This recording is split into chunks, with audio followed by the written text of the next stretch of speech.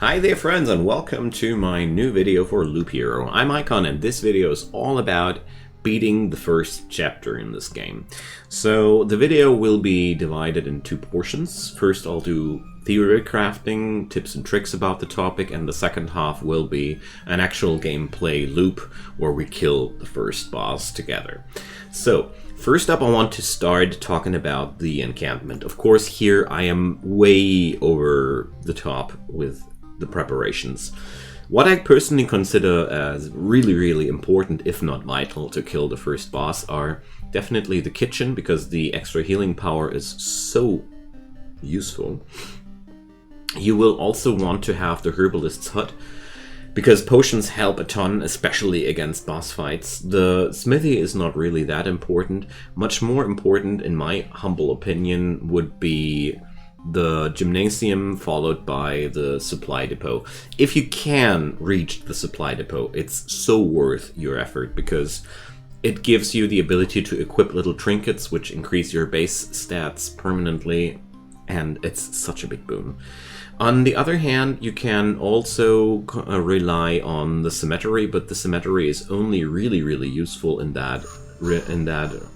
these regards once it's upgraded to tier 2, because it will revive you once. So TLDR, definitely go for the kitchen and the herbalist's hut. If you can, go for the gymnasium as well, because it's really powerful to have the traits unlocked. And if you want to be grindy and you have trouble with finishing it off, go for the supply depot as well, because it unlocks the supply feature, which gives you access to a lot of items which make the job way easier. Because there are items which even increase the damage done to bosses and such. It's really worth your time and your attention. Okay, with that being out of the way, this tutorial will be not focused on one class in particular. You can use the same strategy for the rogue, although you have to play the rogue a tad bit differently. So let's get into the deck. Usually you can only use 12 cards at this point, so we're going to tune ourselves down to this. I'm going to use a deck which I used back then, so I'm not using the forest cards. If you can bring the forests, they are super good, but they are really not mandatory. I'll stick with the arsenal because I personally think, let's don't do it with the. Let's do it without the arsenal. The arsenal makes it really easy, and it comes with the. It's the one upgrade I mentioned, which is a little bit of overachieving. So instead, we'll pick up the cemetery, and oh wait a sec, this one isn't even getting counted into my cards. I didn't know. Okay, then we'll stick with this one. Worth mentioning here is the Oblivion card. I really can't emphasize enough how useful this is, and the rest of these are, as a matter of fact, completely up to you. I only must say the Oblivion card is one of the real game breakers against the Lich. Okay, so in this scenario here ends the theory crafting part. How to skill and equip your character doesn't really matter too much for the confrontation with the first boss, because he doesn't really stress out your gear or your skill order in any way. So if that was all you wanted to know, the last part of the theory craft would be get yourself Oblivion cards for the last confrontation and fill as many parts around your camp as possible, tiles I mean, because the boss will use these tiles against you if you don't. Oblivion cards help you to negate that as well, so that's that. Let's get into the gameplay part, and we will now just get started destroying the regular enemies here. And what I'll do now is not place down too many threats at once. Usually I just keep the first batch of or usually I just use the first batch of threat cards, and after that I tune down. Let's use the vampire mention here. It's really worth mentioning that threat cards are really important for your well-being, because these slimes in the wastelands, they don't really offer any substantial loot. They almost always provide you only gray items, and if you want to have better items, you really should focus harder into finding enemies to smack. Okay, we got our first village. So about villages, I really like to put them as far away as possible from the cozy camp, mainly because, you know, the camp heals you and the village heals you. Don't clump up your heals too close to each other. You won't be benefiting too much from that, unless you're really beaten up, but that's a different story. For the warrior, I always like to focus damage and then sustain. These are my vital goals for the loot. And the boss himself, I really like to trigger him as soon as I feel fit for the actual fight. I'm going to explain you later when I feel fit for that. The 10% vampirism here definitely bring us into the correct direction. Ah, yeah, cool. So the ruins here are totally not mandatory. I finished the boss the first time when I only had the gymnasium unlocked and the potion vendor only on level 1. In hindsight, I can only say upgrading the potion vendor is one of the most effective ways of making the boss fight easier, because it just makes your resilience a lot longer when you have to face that boss. And the first boss is mostly a endurance run, so therefore I can't emphasize enough how useful it is to have more healing options at your disposal at this point. So, as we see here, the loot is really just not making me happy. I'm not placing down another village before I got an Oblivion card, due to reasons. And as you see here, I start attaching as many fields as possible to the cozy camp. Oh yeah, we got lucky with that slime. It's worth mentioning though that I'm wielding a trinket which increases the rarity of items by 10%. Usually slimes almost never drop something better than Grey Gear. If they do, you usually have some enhancer for your drop rate. So, a lower vampirism, but magic damage and attack speed.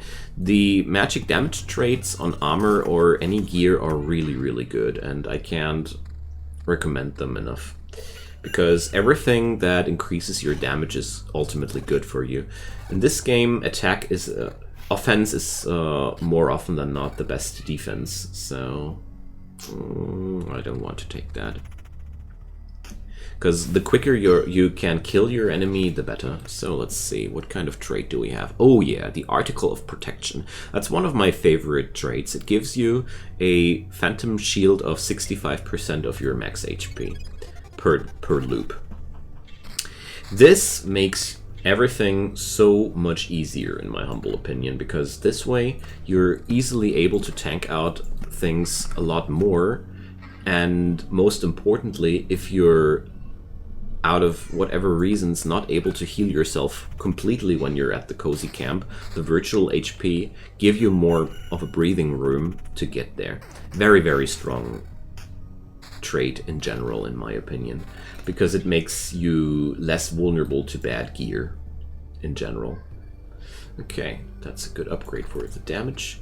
And also, never procrastinate damage upgrades. That's one of the worst things I've experienced to do from my own gaming experiences. Whenever I procrastinated or even downgraded my damage, everything went downhill from there. Dealing more damage and getting your enemies down as quick as possible is very, very important in this game. Much more important than defenses or sustain, in my humble opinion. Alright, so we're now at loop level 4, and at this point I'm actually only looking for the gear to beat down the boss, which would be including as much damage as possible, as many HP as possible, and as much sustain as possible. These are the things I really would like to have. Also, I want to mention that if you can swap out the Meadow card, feel free to. Because I personally think the Meadow card is one of the weakest for the warrior in general, because the warrior class features so many ways of patching themselves up via vampirism, healing per second, and all these things, the daily heal of the meadows is not really that powerful for the fighter. So therefore I really like to rely on other methods of healing.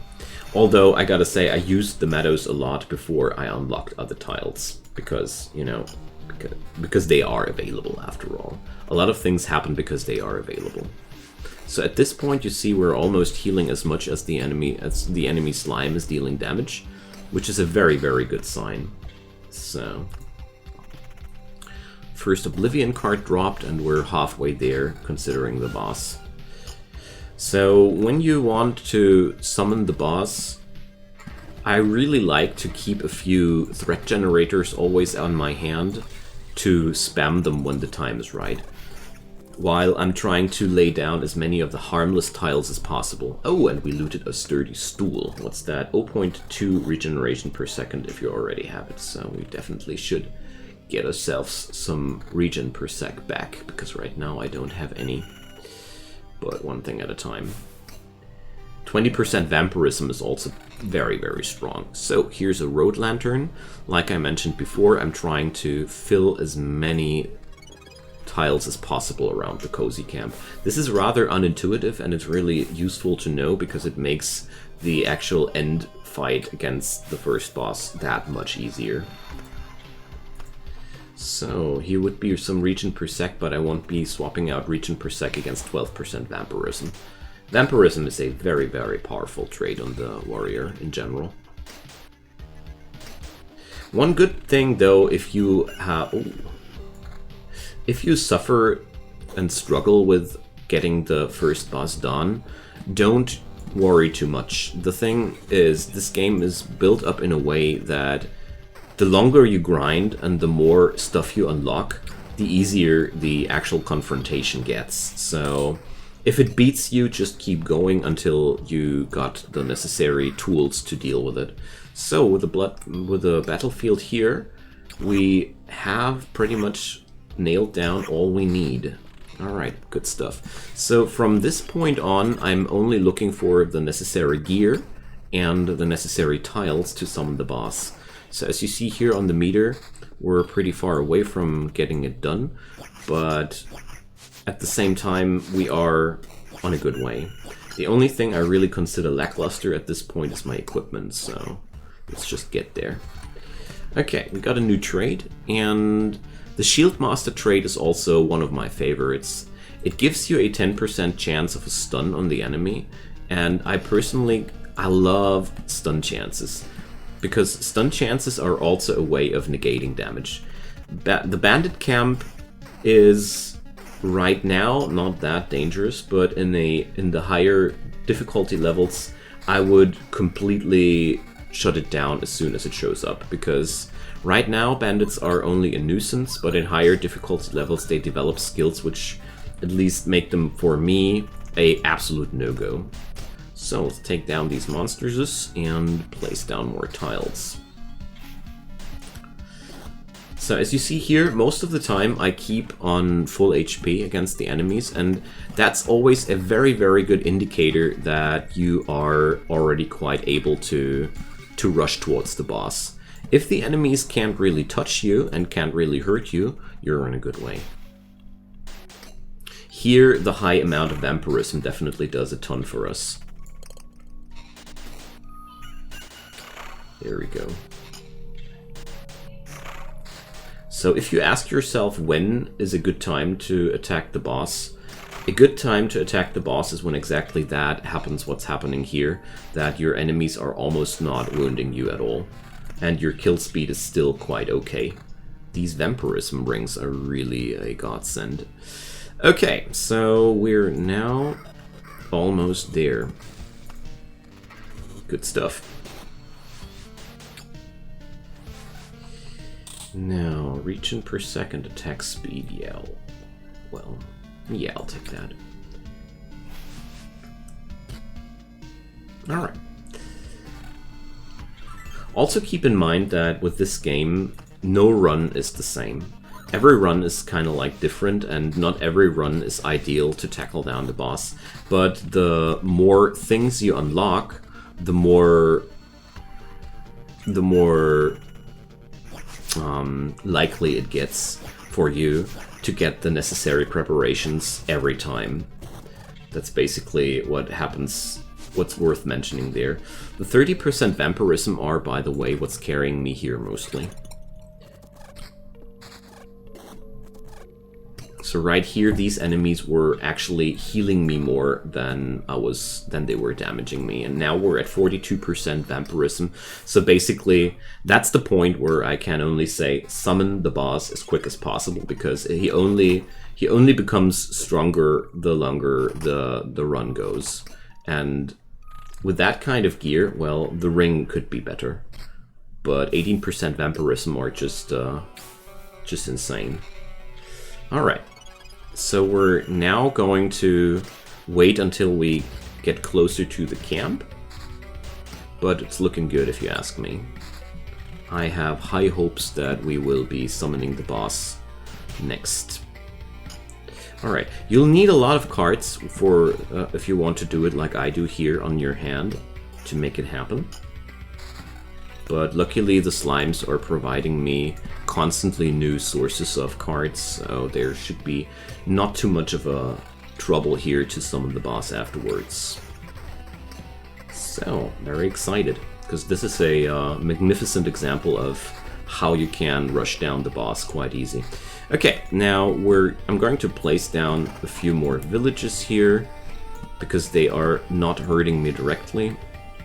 And let's see. I'm emptying my hand a little bit, because if you have too many cards on your hand, the first one gets erased again. So since I don't want to lose my cards, since I want to rush the boss at this point, it would be a shame if cards on my hand would be erased. So let's see, that's nothing I'd like to have. Alright, last stop. Oh man, I got a slight feeling like I don't have enough cards to summon the boss at this point.